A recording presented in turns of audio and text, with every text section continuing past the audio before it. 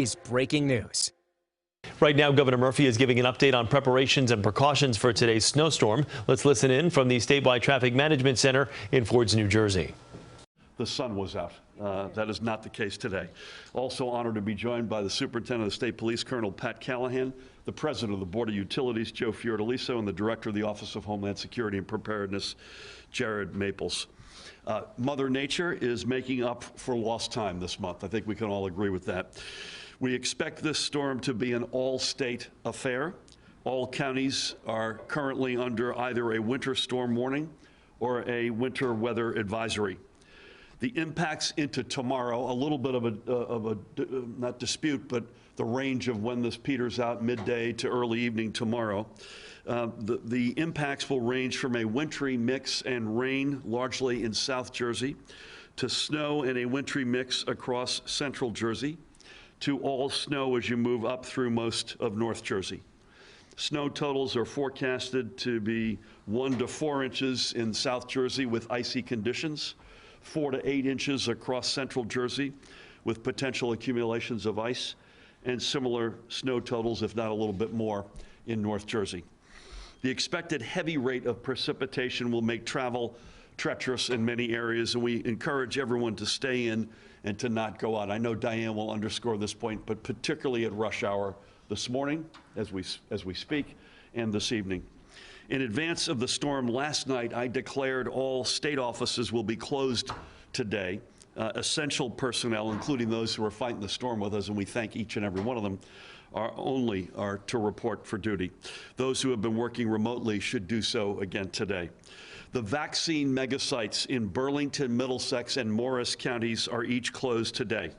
Those with appointments were contacted directly to reschedule. Appointments in Burlington County have been rescheduled for tomorrow, and those in Middlesex and Morris for this Saturday. The Bergen County megasite will be closing, I believe, Pat, at 10 a.m. this morning, and the folks there are in the process of contacting and rescheduling those who will be impacted. The sites, as we stand here in Atlantic and Gloucester counties, are currently scheduled to remain open. We know there's rain in Atlantic, and I know Gloucester, Pat, you said is still under consideration as to what the full day looks like. But at least as I stand here, both Atlantic and Gloucester are open. Our vaccination call center will remain operational to answer questions and provide guidance. That number again is 855-568-0545. 855-568-0545. We continue to fail to find an acronym with letters of the alphabet to capture that number which rolls off your tongue. One more note on vaccines.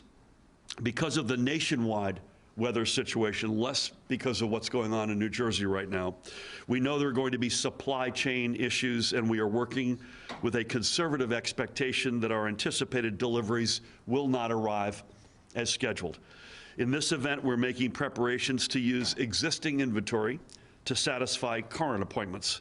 However, not all sites may be able to do this, and this may result in many appointments needing to be rescheduled. We have communicated regularly with our vaccination sites throughout the week. We'll continue to do so. I might add that we continue to communicate regularly with our federal partners and the manufacturers themselves. To be clear, everyone who wishes to be vaccinated will be, but with the current national situation, we must be prepared. The Department of Transportation, under Diane's leadership, has mobilized its resources to keep our highways clear. If you are out for whatever reason and see a road crew, and this goes regardless of whether it's a DOT, an authority, a county, or a local crew, please let them safely pass to clear the road ahead of you. And please do not pass yourself a working crew. This morning, a commercial travel restriction went into effect along our interstate highways from I-195 in central Jersey north for tractor trailers, empty straight CDL weighted trucks, motorcycles, recreational vehicles, and that includes boats, and any passenger vehicles towing trailers. This restriction does not apply to the Turnpike, the Parkway, or the Atlantic City Expressway. The DOT also has towing equipment pre-positioned, as we normally do, in the usual trouble spots along I-280 in Essex County and I-78 through the western part of the state. As always, we are incredibly grateful for the efforts of our road crews and appreciate all they have done in preparation for this storm and for being out there today. Again, unless there's a reason for you to be out on the roads, do not go out. Just stay in, stay safe, stay warm. Please let the crews do their jobs undeterred and undistracted. However, if you do go out, please be sure to have an emergency preparedness kit in your car, including a warm blanket, a phone charger, water, snacks, etc. You can find a checklist, by the way, at ready.nj.gov, ready.nj.gov. In a moment, Diane will give us greater detail on the DOT's preparations for current road conditions. I think your fastest resources will be to find the NJ DOT on Facebook, on Twitter at New Jersey DOT, and 511nj.org, 511nj.org. As I stand here again, all of this is subject to, obviously, the weather and change. NJ Transit rail and bus service is currently running as best they can on regular schedules. I encourage you on that very much so to visit njtransit.com or on Facebook and Twitter at NJ Transit if you do need to head out. As with any winter storm, especially one that comes with a mix of ice and snow, the potential for power outages is there. And I say potential, I think Joe will tell us in a minute. At the moment, I'm knocking on wood, Joe, there's very few outages, but that's obviously with a storm like this, that could change in a heartbeat. Should you lose power, we say this every time, but please remember, please call it in to your service provider. Don't assume that your neighbors have already done so. Very simply, the more calls that service providers receive regarding a power outage, the better they can prioritize crews and speed up restorations. And if you come across a downed line, don't go near it. Please keep a safe distance away and call it in immediately. Don't even try to get remotely close to it. I'll ask, as I say, I'll ask Joe to give us an update on the preparations undertaken by our service providers. We do have warming centers open statewide, so if you or anyone you know is in need of a warm place to stay because of a loss of power or heat, please call 211 or visit nj211.org to find a center near you. Storm updates as well as preparedness information are all available online. And again, I think this is my favorite address to go because it encompasses everything, ready.nj.gov, or at the Office of Emergency Management's Facebook page and on Twitter at ReadyNJ, at ReadyNJ. Information from a variety of official channels is also being retweeted on the State of New Jersey Twitter at NJGov, at NJGov. Again, today is a good day to stay warm indoors and let the professionals tend to their jobs. Eventually, all this snow will melt. And with that, it is my honor to introduce our host, the Commissioner of the Department of Transportation, Diane Gutierrez-Scacchetti. Good morning, everyone. So as the governor said, we are in the beginning hours of this snowstorm. Earlier this morning, we started to see snowfall. The ride up here from the Trenton area was good, but teams are going to be working throughout the day and the evening into tomorrow morning to address continued precipitation. We are seeing snow. We will see some ice and freezing rain. That is one of the reasons that we have put the travel restrictions in place for our commercial vehicles. I had someone ask me a question this morning about why aren't we enforcing it. We are enforcing it. We enforce it through our partners at the New Jersey State Police, but the better alternative is to just adhere to the restrictions. There still are going to be trucks on the road because we are moving, as the governor said, important material, whether it be vaccines, whether it be medical supplies, whether it be food. It is not an entire ban on trucks. But the other important part of that is please to mind speed restrictions. So on my way up here, I counted 4 that I was paying attention to, single vehicles who spun out into the guide rail. It's speed related. I appreciate that people have all-wheel drive, but speed is the issue. And I really want to emphasize that we are going to be working all day to keep up with the snowfall and keep these roads as clean as we can. There can be patches of ice. Please, please, please monitor your speed.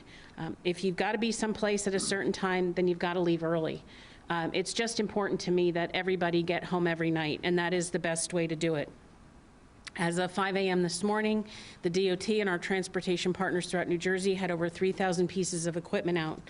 As the governor said, the restriction is in place. It also does not apply to I-76, I-676, 295 south of exit 60 on I-195. But that could change if the weather gets bad. So we just need everyone, as the governor said, ready.nj.gov for the most up-to-date information, or OEM, the OEM Facebook page, which is updated very frequently. We do have towing assets out there. We have about 63 pre-positioned towing assets, obviously at our hot spots up north, 78, 287, 280, 80. You've heard this all before. The goal is to have any overturn or any accident cleared quickly so we can let our plow teams through and we can keep traffic moving. As for transit, again, they are trying to operate their regular schedule, but it will be on a recurring review. So if you need to go out and use transit, please go to njtransit.com, check schedules, check what is available, check what your bus is running, your train is running. We are trying to keep people moving. We need our frontline workers, our essential employees, to get to their locations. And so we are going to do our best to make sure that we're available to them.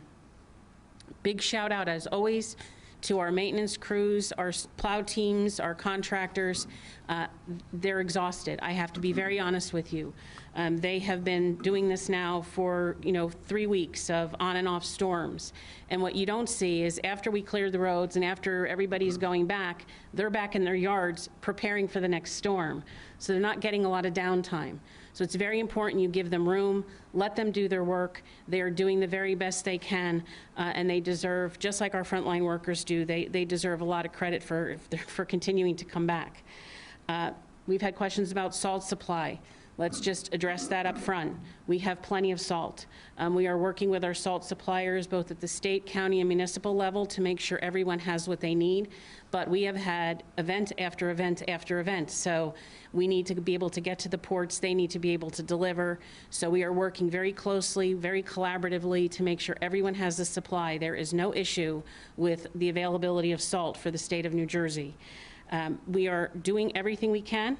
You staying home, our New Jerseyans, that don't need to be out today, they shouldn't. I was mentioning, I think we always laugh about we got to run out and get bread and milk.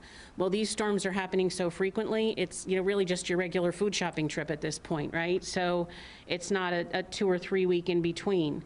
Hopefully you can stay home by tomorrow afternoon. The roads will be better. Not like years ago where you might have been home for 3 or 4 days.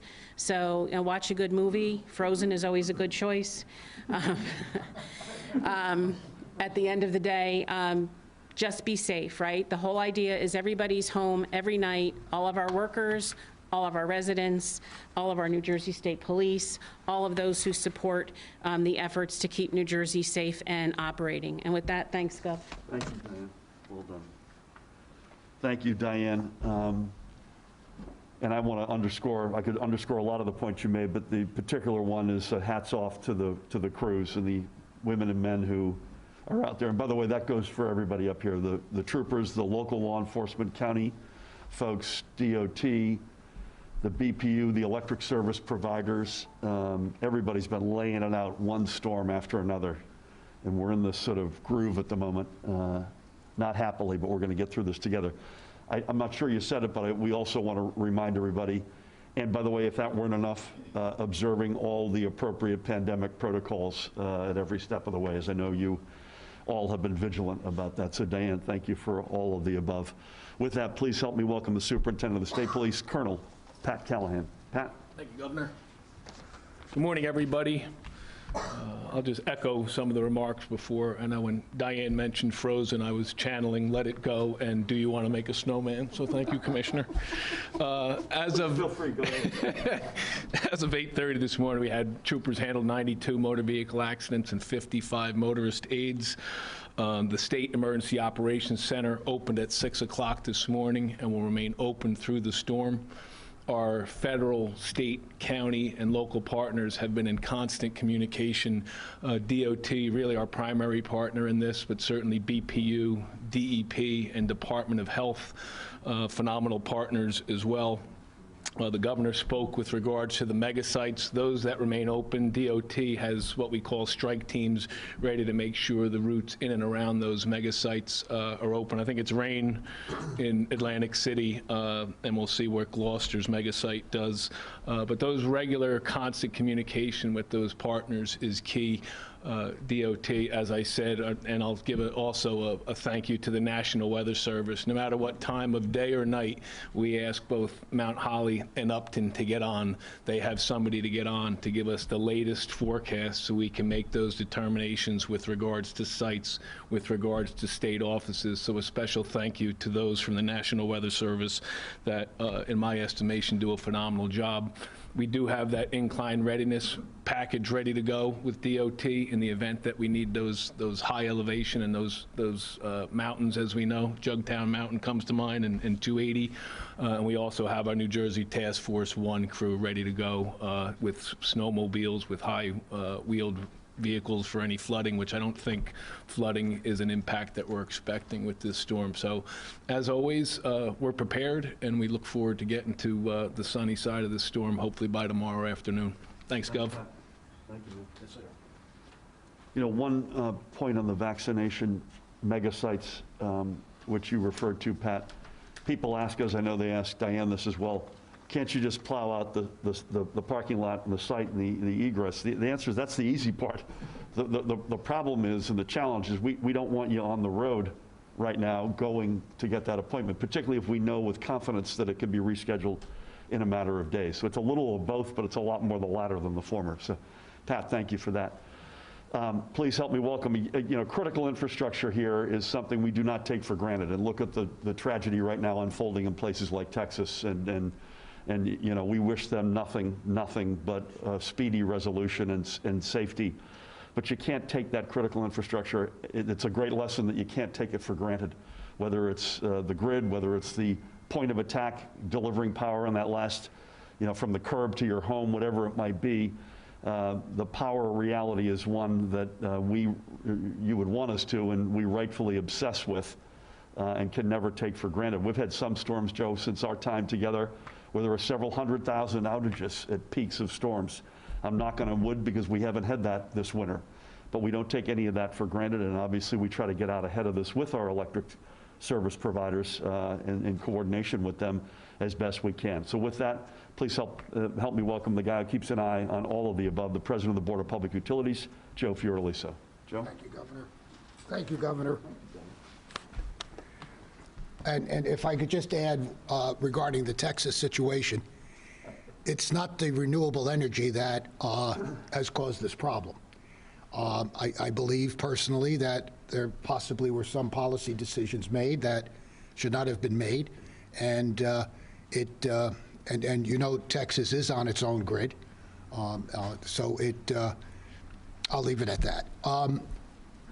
With this particular storm and with the weather going across the United States as it is, I'm not sure there's any part of the country that's being spared, except maybe southern part of Florida.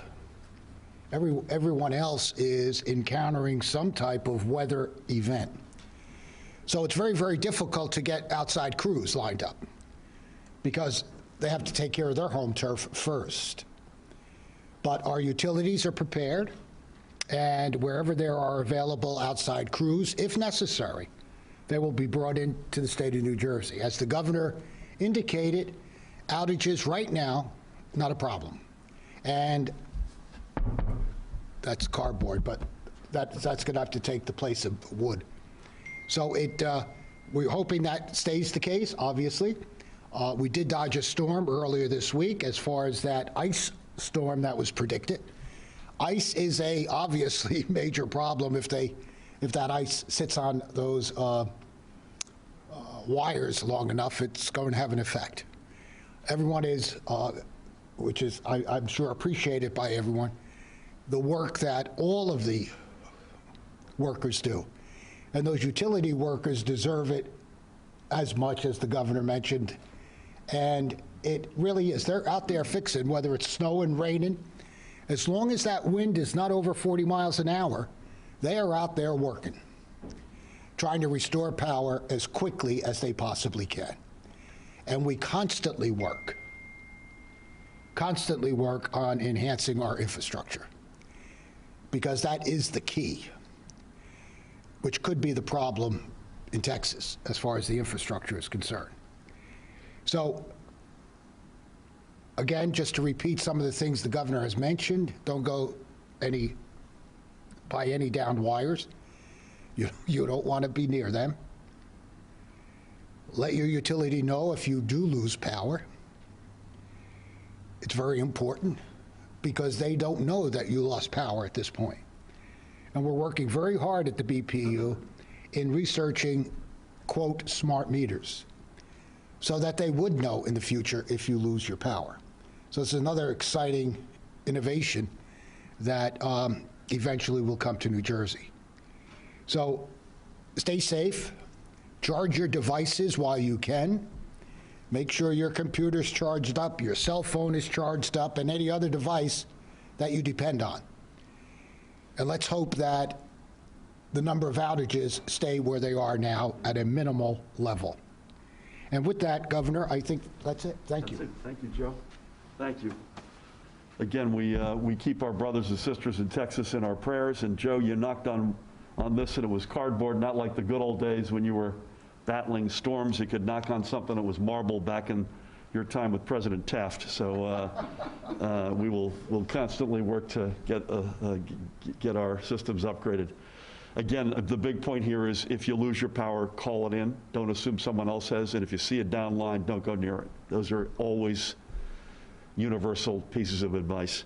I mentioned critical infrastructure a minute ago, in particular as it relates to obviously the grid and the electric service providers, but there's a broader definition of that. And please help me welcome a guy who keeps a close eye on that, the Director of the Office of Homeland Security and Preparedness, Jared Maples. Jared? Thank you, Governor. And I'll stick away from any Frozen references and certainly refrain from singing, so you can all be assured of that.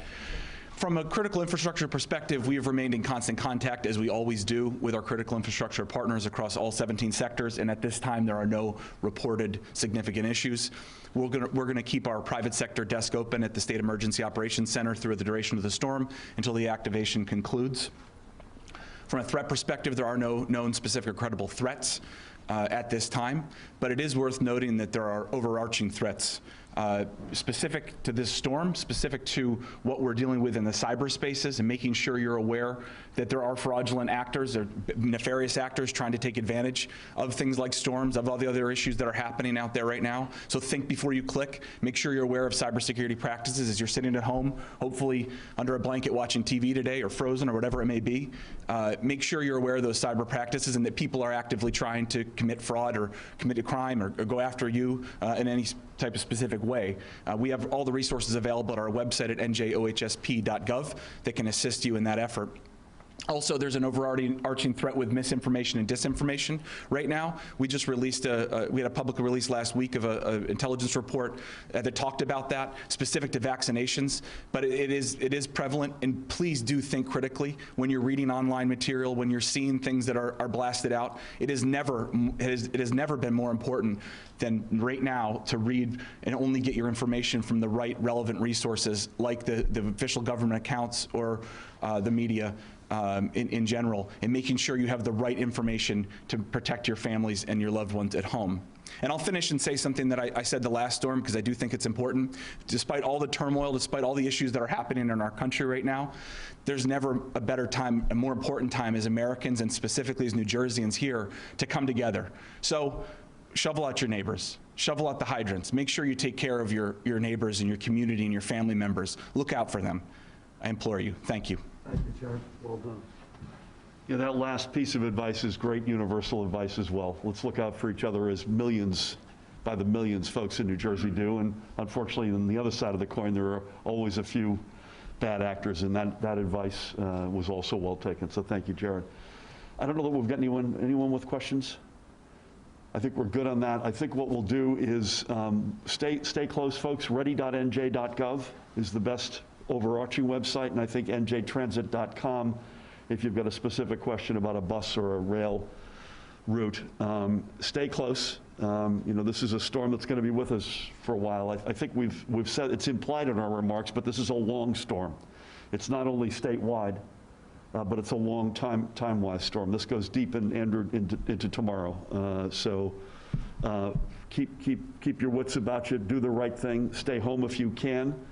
And again, if you lose your power, call it in and stay safe, everybody. I want to thank Diane for hosting us. Joe, thank you, as well as always, Pat, Jared, to the whole team here at the state's Traffic Management Center. Thank you all.